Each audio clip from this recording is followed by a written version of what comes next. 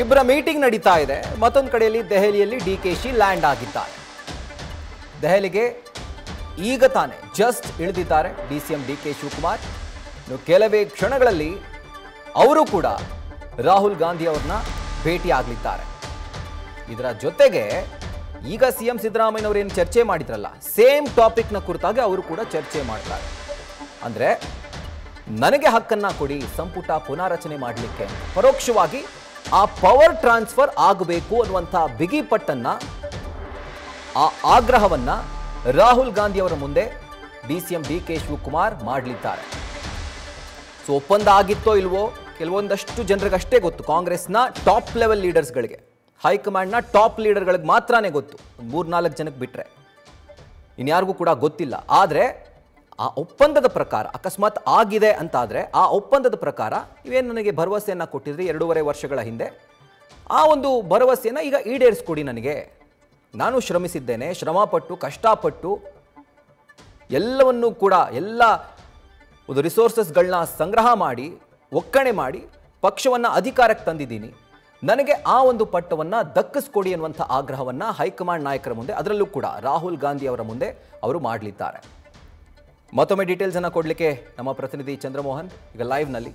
ಚಂದ್ರಮೋಹನ್, ಈಗ DCM DK Shivakumar ಅವರು just land ಆಗಿದ್ದಾರೆ ಅನ್ನುವಂಥ ಮಾಹಿತಿ.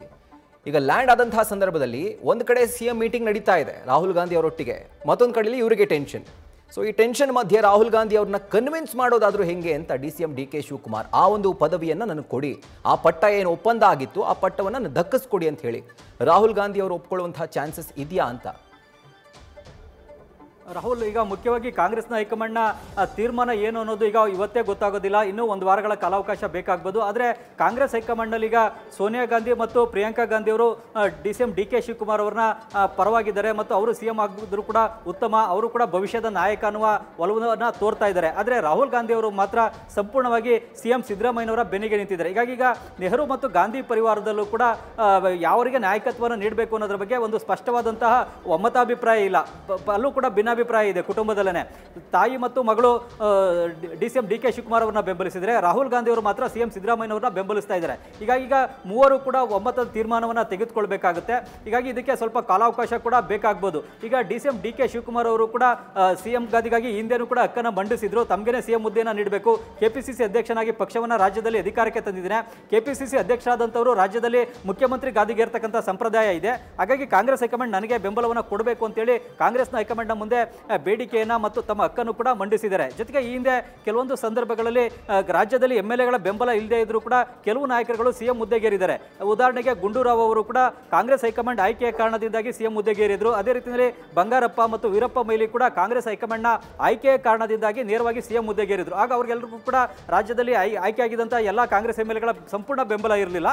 ಆದರೆ ಕಾಂಗ್ರೆಸ್ ಹೈಕಮಾಂಡ್ ಆಯ್ಕೆ ಮಾಡಿದ ಕಾರಣಕ್ಕಾಗಿಯೇ ಈ ಮೂವರು ಕೂಡ ಸಿಎಂ ಹುದ್ದೆಗೇರಿದ್ರು. ಈಗ ಅದೇ ರೀತಿಯಾಗಿ ನನ್ನನ್ನು ಕೂಡ ಕಾಂಗ್ರೆಸ್ ಹೈಕಮಾಂಡ್ ಸಿಎಂ ಹುದ್ದೆಗೆ ಆಯ್ಕೆಯನ್ನು ಮಾಡಬೇಕು ಅಂತೇಳಿ ಹಕ್ಕನ್ನು ರಾಹುಲ್ ಗಾಂಧಿ ಮತ್ತು ಸೋನಿಯಾ ಗಾಂಧಿ, ಪ್ರಿಯಾಂಕಾ ಗಾಂಧಿ ಅವರ ಮುಂದೆ ಈ ಹಿಂದೆ ಡಿಕೆ ಶಿವಕುಮಾರ್ ಅವರು ಕೂಡ ಮಂಡಿಸಿದ್ದಾರೆ. ಹೀಗಾಗಿ ಈಗ ನೆಹರು ಗಾಂಧಿ ಪರಿವಾರ ಮತ್ತು ACC ಅಧ್ಯಕ್ಷ ಮಲ್ಲಿಕಾರ್ಜುನ್ ಖರ್ಗೆ ಅವರು ಸಿಎಂ ಹುದ್ದೆಯನ್ನು ಡಿಕೆ ಶಿವಕುಮಾರ್ ಅವರಿಗೆ ನೀಡಬೇಕಾ ಬೇಡವಾ, ಅಥವಾ OBC ಚಾಂಪಿಯನ್ ಆಗಿರುವಂತಹ ಸಿದ್ದರಾಮಯ್ಯ ಅವ್ರನ್ನೇ ಇನ್ನೂ 2.5 ವರ್ಷಗಳ ಕಾಲ ಸಿಎಂ ಆಗಿ ಮುಂದುವರಿಸಬೇಕು ಅನ್ನೋದ್ರ ಬಗ್ಗೆ ಕೂಡ ತೀರ್ಮಾನ ತೆಗೆದುಕೊಳ್ಬೇಕಾಗುತ್ತೆ. ಒಂದು ವೇಳೆ ಸಿಎಂ ಹುದ್ದೆಯಲ್ಲಿರುವಂತಹ ಸಿದ್ದರಾಮಯ್ಯನವರನ್ನ ಬದಲಾವಣೆ ಮಾಡೋದಾದ್ರೆ ಸಂಪೂರ್ಣವಾಗಿ ಅವರನ್ನು ವಿಶ್ವಾಸಕ್ಕೆ ತೆಗೆದುಕೊಂಡು ಅವರು ಯಾವುದೇ ರೀತಿಯಾಗಿ ಬಂಡಾಯ ಹೇಳದಂತೆ ನೋಡಿಕೊಂಡು ಸಿಎಂ ಹುದ್ದೆಯಲ್ಲಿ ಇರತಕ್ಕಂಥ ಸಿದ್ದರಾಮಯ್ಯನವರನ್ನ ಕೆಳಗಿಳಿಸಿ ಬೇರೊಬ್ಬರಿಗೆ ಸಿಎಂ ಹುದ್ದೆಯನ್ನು ನೀಡಬೇಕಾಗುತ್ತೆ. ಒಂದು ವೇಳೆ ಏನಾದರೂ ಕೂಡ ಸಿದ್ದರಾಮಯ್ಯನವರು ಸಿಎಂ ಹುದ್ದೆಯಿಂದ ಕೆಳಗಿಳಿಸ್ತಕ್ಕಂಥ ತೀರ್ಮಾನವನ್ನು ಹೈಕಮಾಂಡ್ ತೆಗೆದುಕೊಂಡಂತಹ ಸಂದರ್ಭದಲ್ಲಿ ಕಾಂಗ್ರೆಸ್ನ ಹೈಕಮಾಂಡ್ ತೀರ್ಮಾನದ ವಿರುದ್ಧವೇ ಬಂಡಾಯ ಎದ್ದೇಳ್ಬೋದು. ಅಂತಹ ಸಂದರ್ಭದಲ್ಲಿ ಪಕ್ಷವೇ ಇಬ್ಬಾಗಾಗಿ ಹೋಗ್ಬೋದು.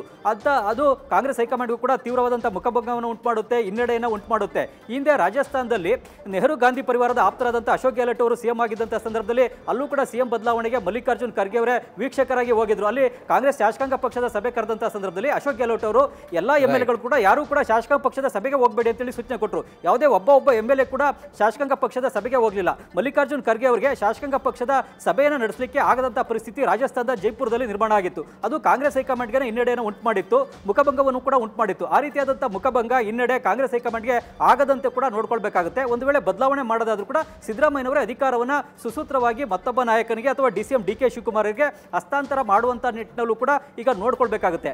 ಪಕ್ಷ ಕೂಡ ಹೊಡಿಬಾರ್ದು, ಪಕ್ಷ ಇಬ್ಬಾಗ ಆಗಬಾರ್ದು, ಅಥವಾ ಕಾಂಗ್ರೆಸ್ ಹೈಕಮಾಂಡ್ ತೀರ್ಮಾನಕ್ಕೆ ಬೆಲೆ ಗೌರವ ಸಿಗಬೇಕು ಅನ್ನುವಂಥ ನಿಟ್ಟಿನಲ್ಲೂ ಕೂಡ ಈಗ ತೀರ್ಮಾನವನ್ನು ತೆಗೆದುಕೊಳ್ಬೇಕಾದಂಥ ಹೊಣೆಗಾರಿಕೆ ಕೂಡ ಕಾಂಗ್ರೆಸ್ ಹೈಕಮಾಂಡ್ ಮೇಲಿದೆ.